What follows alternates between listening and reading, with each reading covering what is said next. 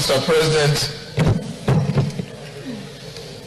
since I came to this hallowed chamber, it has been one motion insecurity or the other. It has been 1 minute of silence or the other. I think the issue of security has occupied most part of this red chamber discussion. And at every time we've come up with compendiums, committees, solutions. And the situation doesn't seem to be getting better. Mr. President, the truth be told, we were elected by the people to come here and represent them. And when they did elect us, they believe within themselves that they have sent their best to their nation's capital to guarantee the security of their lives and their properties. But it is obvious that we have not lived up to that responsibility as a people. To move forward rather than getting angry is for us also to take responsibility. And we are quick at taking oaths, collectively or individually, still emphasizing on the security of lives and properties. I speak as a father and one that have children. I do not know what is going through the minds of these parents who all of a sudden woke up and to see that their children are no more. I'm sure there's pain and money in their homes now. And all they're saying within themselves is, so does it mean my nation can no longer serve me? Does it mean my country can no longer guarantee the safety of my children and my properties? I could imagine what the families of the beheaded people in Maiduguri are saying right now. Does it mean my leaders can no longer help me out watching their loved ones being beheaded? And every day we are seated here still talking about the same issue.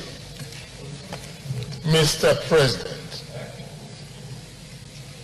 we have no business sitting here if we cannot respect that fundamental principle of security of lives and properties. I can't be proud sitting here as a senator when the citizens of Nigeria are languishing in pains and sense of loss. But let me put it this way. For those of us who are very smart and intelligent, and who might find coinages on how to address the nation's mood, the mood isn't right, Mr. Senior President. And what has not been spoken here is much more than what has been spoken in the minds of the people, no matter the act of pretense or posture. The truth be that we have a challenge, a very big challenge. And we have only one commander-in-chief of the armed forces of the Federal Republic of Nigeria, our dear President, President Muhammad Buhari, on whose table stood the final authority of this nation. We need to have a discussion, either by our invitation or by his own invitation. And we must sit down as elected people, not appointed people, who now represent the people to find the way forward.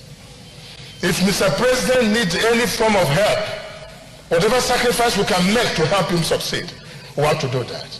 But if there's nothing like that, Mr. President should take responsibilities. We do not have two presidents. And let us stop this issue of Chief of Army Staff resign, this resign, this resign. Let us rather see how we can talk with our president as elected people.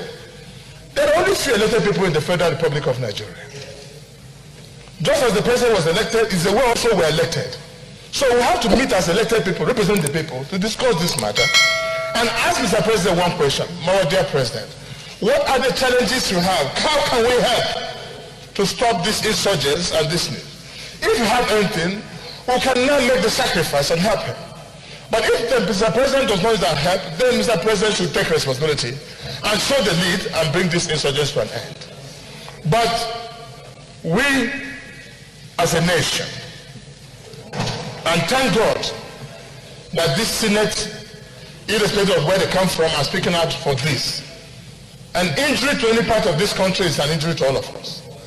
So mine will be to insist that a meeting be called, either by Mr. President or by us, to look at the way forward.